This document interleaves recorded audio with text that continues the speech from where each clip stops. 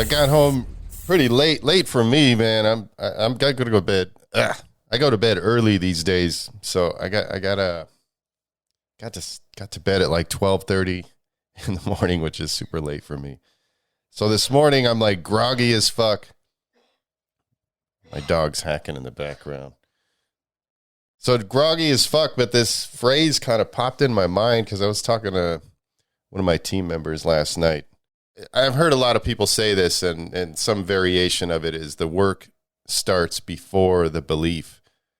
I don't know. I started thinking about that, and I started thinking about how important that concept is, because I was like, how often in my life have I not started because I didn't believe in the outcome? And that's part of the conversation that I had last night. One of my newest people on my leadership team, she was telling me she was grateful to be on this team, and it was interesting because it just sort of showed me how far we've come, and then that sort of set my mind on this sort of path, because I try to sell the vision to the team, you know, and let them know this is where we're trying to, or I don't want to say try, this is where we're going, and I paint a picture of what machine is going to look like in the future.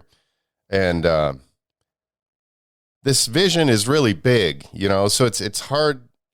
It's a little hard to believe in it, you know, and I started painting this vision to my team starting in 2019. And I'll be honest, when I started painting it, I didn't believe it. You know, I was around, I don't know when it was, but I know I started taking this shit seriously. You know, I'm kind of all over the place. I just wanted to jump on because I had this energy hit me with this concept, and I'm kind of a little stuffed up. We were outside last night. But anyway, so one thing that popped in my mind this morning was way back before I really took the business side of Machine Studio seriously, and Machine Studio meaning the graphic, sorry, not the graphic, the graffiti side of things. So Machine Studio started in 2002, and up until 2015, it was purely a motion graphics business. But then I started the graph shop, and things got a little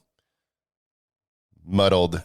I don't know how to explain it. I kind of made this slow transition out of graphic design and into running this graph shop. But when I started the graph shop, it wasn't even a shop. It was more of a community type of place. And I've told this story several times before, so I won't get into too much detail, but you know, it was just an empty room essentially with a black book table, and I was just inviting writers to come and, you know, use the space to express themselves, and then we would have art shows, and then I lived in the back like a fucking weird fucking existence, showering at the YMCA. I went all in on this thing. And so while that seems like, yeah, you were really pushing to make this thing something, yeah, it was on the community side, but I didn't focus on the business side of things. So the business wasn't run in a way that I felt like the culture deserved, you know, and that was a problem. I always thought about it like, I remember saying shit like this when people were like, how do you make money? You know, because this place has to cost more than what you're making, because we didn't have hardly anything to sell to make money. And I would always say, oh, you know, I got this motion graphics thing. I don't really care if this other thing makes money and all that stuff. And it was just like such a limiting mindset to have on it, because, you know, not to say like I'm driven by money, but like I'm driven by the things that money can do. So, I mean, one thing I said to my team recently, it was like, they were talking about all this cool shit that, I can't remember the guy's name. The dude that was the CEO of Zappos, who passed away. They were talking about all this cool shit that he was doing in Vegas. You know, he was funding all these cool things, and he was doing all this cool stuff for the city. And, you know, the reason he could do all that cool stuff is because he had the funds. You know, he had like crazy amounts of money. He was able to just put money into all these projects and stuff. So I was talking to my team, and I was like, yeah, imagine, you know, we're doing really good, but imagine if we're here, how much cool shit we can do for the community, and how much all this kind of stuff we could build and everything. So going back to when I was running the shop not very responsibly. I was all focused on the community stuff. I didn't care if it was making money. And so what the problem was is I wasn't really serving the community in the best way that I possibly could, because by not taking that business side seriously, people would come in and, you know, at one time we had iron lac, you know, and I would just order it. I would order it when we were like almost out of everything. So people would come, you know, they want to stop by to pick up some supplies for their paint session. We didn't have shit for sale. You know, it was like fucking 4 or 5 colors, and it was just a mess, you know? So that limiting mindset or limiting belief on what this thing could be was not only holding the company back, it was holding back, you know, what I could do for the community, you know? So during that time where I wasn't taking it seriously, I had my first employee, well, one of the first. So, and she was trying to push me to grow the company, you know, and I just wasn't allowing myself to be in the right frame of mind to do that. And so at one point I got on a whiteboard and I just listed out all of our expenses and came up with a number.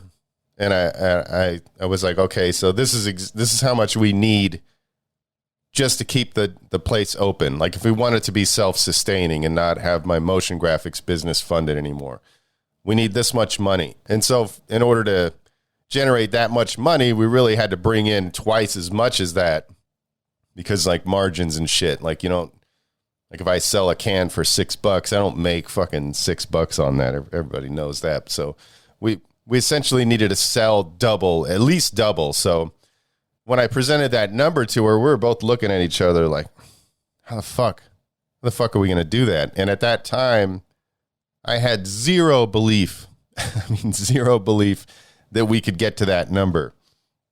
And this was probably like 2016, I would think, or something like that.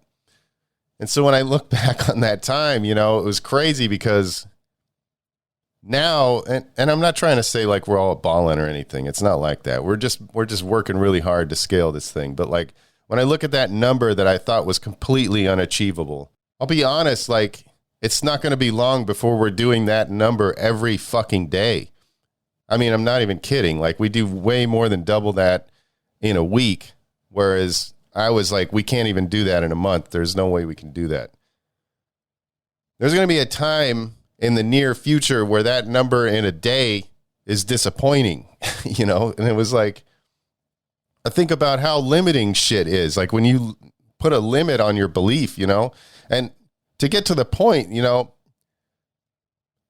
maybe I didn't believe. Okay. So let me jump ahead to 2019. Right. And I started thinking like, you know what, I really need to, I started making some realizations, you know, when I'd see the disappointment in people when they'd come in and we didn't have stock and we didn't have this and that. And, you know, we weren't serving the customers well. Like an order would come in online and I was the one that was like boxing it up and doing all this stuff. And so, you know, I'm talking about like a couple orders a week or something like that. And so even that would take me a while to get those to the customers and shit, you know, and then we were doing sticker printing and I was doing that shit by hand and I was doing it by myself. So like I'd have to get up early in the morning and print before opening up the shop. So like that took a while, and all these kind of things, these things that I was putting on and limiting myself was not only limiting my growth, but it wasn't serving the community in the way that I wanted to. So 2019, I started really thinking about it and being like, I gotta create the machine studio that the graph culture deserves. Like this shit that I'm doing here is cool, and all the community stuff we're doing is awesome. We had like, you could come in anytime you want and have a black book session anytime we're open. So that all these high school kids would come down and they would come in and have black book sessions. Sometimes there would be so many people in there, we would have to bring out more tables and shit. So there would be like multiple tables of youngsters all kind of black booking together, you know, and then every month we'd have art shows. So, I mean, all that stuff was cool. But like when they would come in to buy a streaker or something and like all we had was like fluorescent orange, and we were out of stock on all the other colors. Like, you know, that side of things was just not, it wasn't what it should have been, you know, just wasn't good enough. So again, 2019 is when I really started pushing to that. And right at the beginning of 2020, I read a book called The 10X Rule by Grant Cardone. It was like the first kind of business, personal development book that I ever read. Well, I actually listened to it on audio. And so that's sort of the marker of when Machine Studio really started growing, you know. Like if you look at this, I wrote an article on this, and I don't know if I even talked about it on the podcast, but there's a little, if you go to Machine Studio on the blog there, it talks about the power of reading or something like that. What is the blog called? Graph School or Graffiti School or something like that. Go to machinestudio.com and find it there. But anyway, there's a graph there, and like the first 5 years of Machine Studio, the growth in terms of sales was really stagnant. And then there's an arrow where I read that book, and then from there, that's when everything started going up. So it's like a mountain. I mean, obviously it goes up and down as it goes up, but it's a continual climb. And it was because I started taking that shit seriously. As I made a decision that I'm going to grow this thing. But back to the original concept, I didn't wait for me to believe that what I wanted to do was possible, because I didn't believe it. And you could go back to what I was talking about when I was talking to my team member with that number on the whiteboard. I didn't believe we could achieve that. But in 2020, I made the decision, I made the decision in 2019, but 2020 is when it really kicked off, like right in the very beginning of 2020. And even then, I didn't believe it, you know. I didn't believe what I wanted to do. And in that book, it was saying, take your goals and 10X them. And so when I looked at our goals, they were so small that 10Xing it didn't even really seem all that big of a deal. And I was like, shit, man, like I've been holding myself back in the way that I think about what we can accomplish so much that I actually had to 100X the goal in order to make it something that it was even worth striving for. I mean, I don't want to say worth striving for, but something that, like, when I 10X'd it, it was like, well, that's not even that big of a deal, like 10Xing it. Because I was just like, I was thinking so small, you know? And so the point is, I didn't believe that 100X goal was even possible. So I could have gone one of two ways. I could have sat there and waited and tried to get myself to believe that this shit was possible, or I could just start doing the work as if I did believe it. Start doing the steps, start taking the actions that I needed to take in order to get to that place. Whether I believed it or not, it was irrelevant, because you start doing the work and the belief will come afterwards. You can think about this, and if you struggle with this kind of stuff, like I went back and before I started recording this, I was taking stock of all these different things. And I feel like I did this a lot in my life where I didn't start something because I didn't believe it was possible. And then I was thinking of examples of where I didn't believe the outcome was possible, but I started anyway and actually achieved the outcome. So when I set my mind on this path that we're going to build Machine into this thing, and I didn't believe it, I started anyway. And so what was interesting is I started believing a little bit, because when I shared the vision with Cub, he was like, oh yeah, you're going to get that, no question. And I was like, oh shit, this dude really believes it. Like, I still didn't believe it, but like having him say that and believing what we're doing, what I was trying to do, he ended up getting on board with the company. And obviously we started the podcast together and all that. So we did work together. And so having him believing was helpful. But at the same time, what was the most helpful is ignoring the fact that I didn't believe it and starting to do the work anyway. So as you're doing the work, whatever that work is, you're going to start seeing results. And as you start to see results, then you'll start to believe it little by little by little. And so I still struggle a little bit with the limiting belief, you know, because when I was talking just last night to my team member, and she was telling me she's grateful to be on this team and grateful for doing this stuff. I asked her, I'm like, yes, I was like, that's awesome. You know, I really appreciate that. And I asked her, I said, you know, when I sell this like big vision to you guys, like, do you guys believe that shit? And she kind of laughed and she was like, yeah, I don't know. I was like, that's how I have to be. You know, I have to believe it. Like, and I do believe it, but it's like, I don't know. That's the whole thing, man. It's like, you got to do the work, even if you don't 100% believe it. And I'm not saying I don't believe it, because I do. But every now and then, that little fixed mindset will creep back up on you, you know.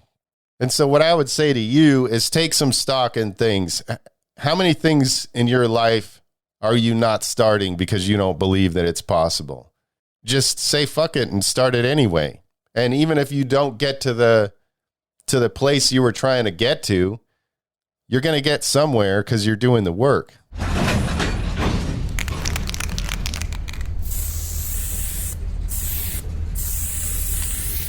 All right. Appreciate each and every one of you guys who are supporting the cause and continue to spread the love. And yeah, stay up.